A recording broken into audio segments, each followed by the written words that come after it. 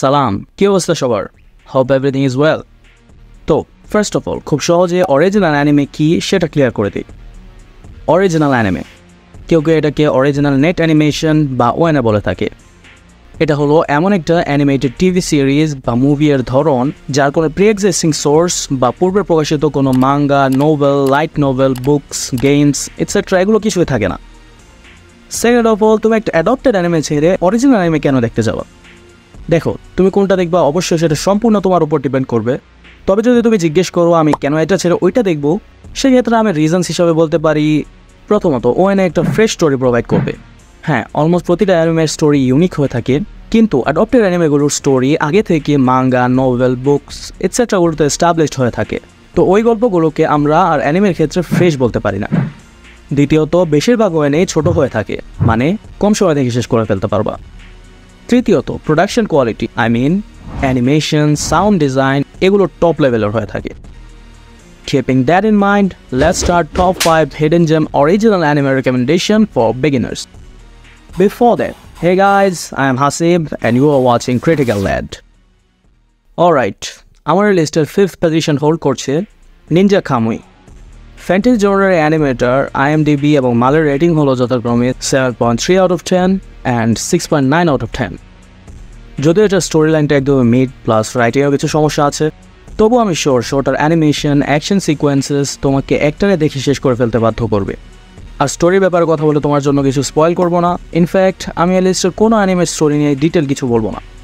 So rest অ্যাশিওরড, মাত্র 13টা এপিসোডের একটা অ্যানিমে দেখতে পেয়ে যাওয়া ক্রাঞ্চিরোলে। বাই দ্য ওয়ে, আরেকটা জিনিস ক্লিয়ার করে দেই যে ওয়েল নন অ্যানিমেগুলো যেমন Code Geass, Cyberpunk Edgerunners, Buddy Daddies এটসেট্রাগুলো আমি আমার লিস্ট বন্দি করি না। Although I think Ninja Kamui এটাও ওয়েল নন লেভেলেই পড়ে গেছে। এনিওয়েজ, 4th পজিশনে আছে এঞ্জেল বিটস। এটার IMDb এবং মালের রেটিং হলো যথাক্রমে 7.6 out of 10 and 8 out of 10।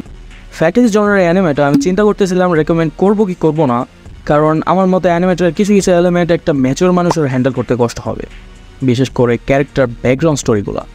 You have to have a strong heart man, so if you want to watch it, do it on your own risk. একটা unique story line নিয়ে 13টা এপিসোডের একটা season দেখতে পেয়ে যাওয়ার ক্রাঞ্চিরোল। লিস্টের 3rd পজিশনের দাবিদার হলো ডেথ প্যারেড। এটার IMDb এবং মালের রেটিং হলো যথাক্রমে 7.8 out of 10 and 8.1 out of 10। এটা ওয়ার্ল্ড ওয়াইড খুবই আন্ডাররেটেড একটা anime. If you watch it carefully, তাহলে এটাতে লাইফ সংক্রান্ত অনেক ভ্যালুয়েবল লেসেন্স পাবা। একটা উইয়ার্ড জিনিস হলো, একটা ফ্যান্টাসি জনরার অ্যানিমে হওয়া সত্ত্বেও এতে উল্লেখযোগ্য কোনো অ্যাকশন সিকোয়েন্সেস নাই। অবশ্যই এটা স্টোরির সাথে অ্যাকশন মানাতেও না। আই থিঙ্ক মাত্র 12টা এপিসোডের বিঞ্জ ওয়াচ করার মতো একটা অ্যানিমে দেখতে পেয়ে যাওয়া ক্রাঞ্চিরোলে। অলরাইট, লাস্ট 2টা বলার আগে কিছু অনারেবল মেনশন করে নেওয়া যাক, নয়তো ওই অ্যানিমে ফ্যান করে রাগ করতে পারে। লিঙ্ক ক্লিক, অনেক সুন্দর একটা অ্যানিমে, আমার চ্যানেলে একটা রিভিউ আছে, চাইলে দেখে নিতে পারো, লিঙ্ক ইন দ্য ডেসক্রিপশন। এটা আমি ফার্স্ট পজিশনে রাখতে চাইছিলাম, রাখি নাই কেন সেটা সামনে বলছি। গ্রেট প্রিটেন্ডার অ্যানিমেটা আমি দেখি নাই, কিন্তু জানি অনেক ভালো, তাই আমার ওয়াচ লিস্টে আছে, সময় পেলেই দেখে নেব। টোকিও ম্যাগনিটিউড 8.0, এটা নিয়ে আমার চ্যানেলে রিভিউ আছে। অ্যানিমেটা খুবই underrated, I think you should give it try. Metallic rouge অ্যানিমেটার খুব ভালো পটেনশিয়াল ছিল, কিন্তু স্টুডিও বোনস এটার রাইটিংয়ের ক্ষেত্রে কিছু গোলমাল করে ফেলেছে। তবুও আমি সাজেস্ট করতে পারি এটার অ্যানিমেশন, অ্যাকশন সিকোয়েন্সেস আর ক্যারেক্টার ডেভেলপমেন্ট এনজয় করার জন্য। কাউবয় বিবপ, এই অ্যানিমেটার ব্যাপারে আমি একটা কথাই বলবো, এটা সবার কাছে ভালো লাগবে না। সাইকোপাস, আ গ্রেট অ্যানিমে। এটা আমার লিস্টে এড করে না, কারণ এটা অনেক বড়। যদি হাতে টাইম থাকে then definitely give it a try. Now let's go ahead with the main topic. এই লিস্টের 2য় স্থানের অধিকারী হলো লিকোরিস রিকয়েল।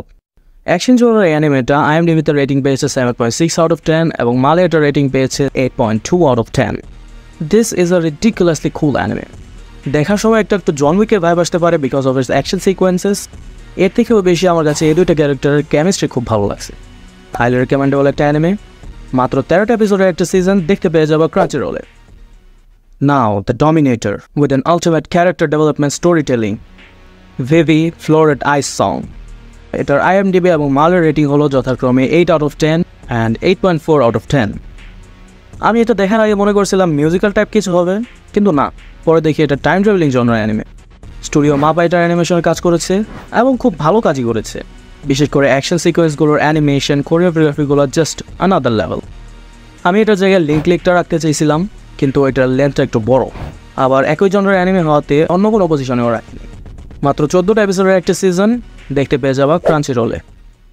বলে রাখা ভালো, র্যাঙ্কিংটা আমি IMDb এবং মালের রেটিং অনুসারে করেছি, নয়তো নিনজা গামুইটা আরেকটু উপরে রাখতাম। Alright folks, this is it for today, hope it helps you. ভালো লাগলে একটা লাইক দিয়ে দিতে পারো, and thank you for watching, stay tune, আলোহা।